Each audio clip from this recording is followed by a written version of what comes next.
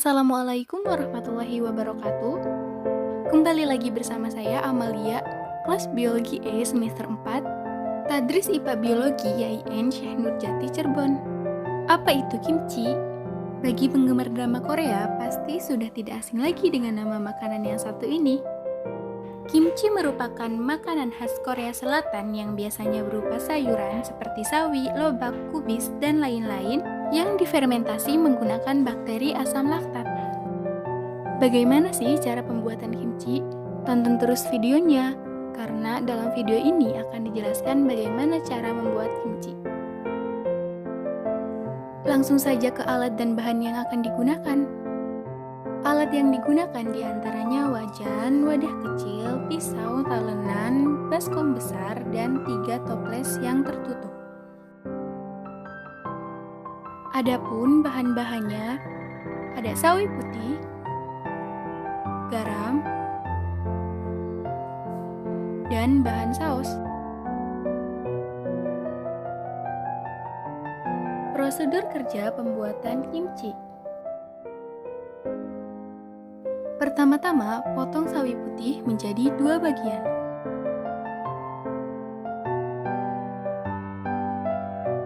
Buang bagian ujung atau bonggol sawi putih.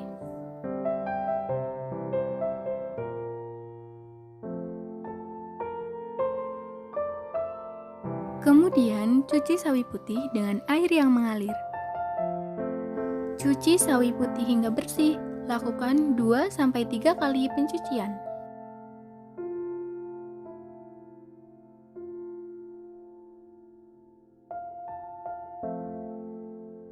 Apabila sawi sudah benar-benar bersih, dilakukan proses penggaraman. Taburi ke seluruh permukaan sawi putih. Proses pemberian garam pada sawi ini bertujuan untuk mempersiapkan proses fermentasi. Konsentrasi garam yang digunakan akan menentukan jenis mikroba yang tumbuh dan akan menentukan bagaimana cita rasa kimchi yang dihasilkan. Sayuran yang dilumuri garam juga akan mengalami peristiwa osmosis. Hal ini dikarenakan garam memiliki tekanan yang lebih tinggi atau hipertonik. Sedangkan sayuran memiliki tekanan yang lebih rendah, sehingga terjadilah plasmolisis atau keluarnya kandungan air dari sayuran tersebut. Setelah semua sawi putih sudah dilumuri garam, proses selanjutnya adalah mendiamkan sayuran tersebut sampai 2 jam. Seperti inilah sawi putih yang sudah didiamkan selama 2 jam. Terlihat layu dan mengeluarkan air.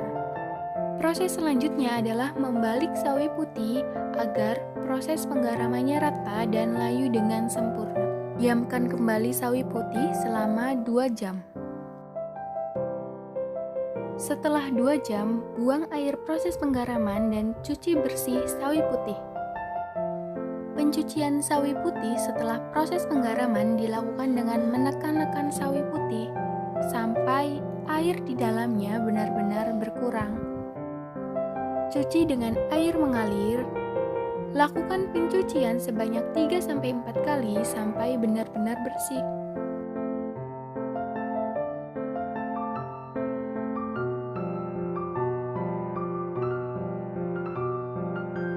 Pembuatan saus kimchi.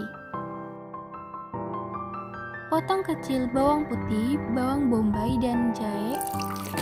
Haluskan menggunakan blender, jangan lupa diberikan sedikit air. Panaskan air dan larutkan 1 sendok makan tepung beras di atas kompor dengan api kecil. Terus aduk agar tidak menggumpal. Setelah mengental, angkat. Lalu campurkan dengan bumbu yang telah dihaluskan. 1 saset bon cabai,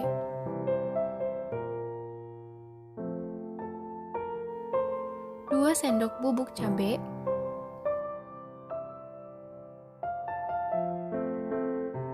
aduk hingga tercampur rata. Tambahkan wortel dan daun bawang yang sudah dipotong kecil. Aduk kembali.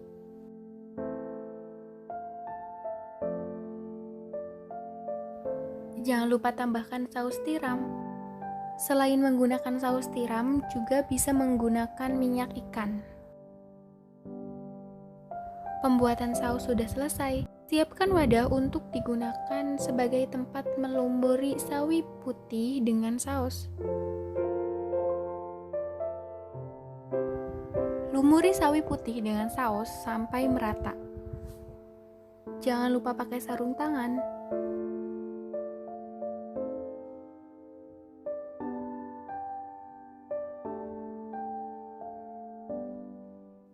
Setelah sawi putih sudah dilumuri saus, masukkan sawi putih ke dalam 3 toples yang berbeda yang sudah disiapkan dan memiliki tutup yang rapat. Ketiga toples ini akan ditempatkan di tempat yang berbeda. Di antaranya kulkas sebagai suhu rendah, di samping kulkas sebagai suhu tinggi, dan di dalam ruangan sebagai suhu sedang. Jangan lupa tutup dengan rapat sebelum disimpan.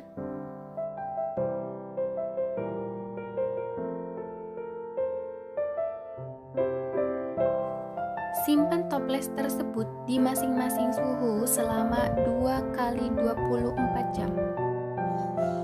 Setelah 2 hari, amati perbedaan dari setiap toples kimchi tersebut. Toples kimchi yang diletakkan di samping kulkas atau suhu tinggi, terdapat adanya embun di dinding toplesnya. Kimchi yang diletakkan pada suhu tinggi memiliki warna yang lebih pudar dibandingkan dengan toples kimchi pada suhu yang lain. Terdapat banyak air, beraroma menyengat dan sedikit berbau busuk. Juga mengandung banyak air, akan tetapi tidak terdapat embun pada dinding toplesnya. Toples kimchi yang diletakkan pada suhu ruangan atau suhu sedang, warnanya pudar akan tetapi tidak lebih pudar dari kimchi yang diletakkan pada suhu tinggi. Terdapat banyak gelembung dan beraroma menyengat. Toples kimchi yang diletakkan dalam kulkas memiliki embun juga, akan tetapi tidak terdapat air dalam toplesnya. Warna kimchi pada suhu rendah atau di dalam kulkas memiliki warna yang sama seperti setelah proses penggaraman sawi. Aromanya juga tetap sama seperti saus pada 2 hari yang lalu. Kimchi yang diletakkan pada suhu rendah atau kulkas memiliki rasa yang sangat pedas, sedikit asin, dan sedikit terasa asam. Sedangkan kimchi yang diletakkan pada suhu ruangan dan suhu tinggi hampir memiliki rasa yang sama, yaitu asin, asam, pedas. Akan tetapi pada kimchi yang diletakkan pada suhu tinggi sedikit berbau busuk sehingga mempengaruhi rasanya. Sehingga dapat disimpulkan bahwa proses fermentasi dapat berjalan pada suhu ruangan atau suhu sedang. Karena kenaikan suhu sampai batas tertentu akan menyebabkan aktivasi enzim menurun, sementara jika suhu terlalu rendah, maka akan mengakibatkan aktivasi enzim melambat atau bahkan menyebabkan enzim tidak aktif. Sekian video dari saya, kurang dan kurangnya mohon dimaafkan. Wassalamualaikum warahmatullahi wabarakatuh.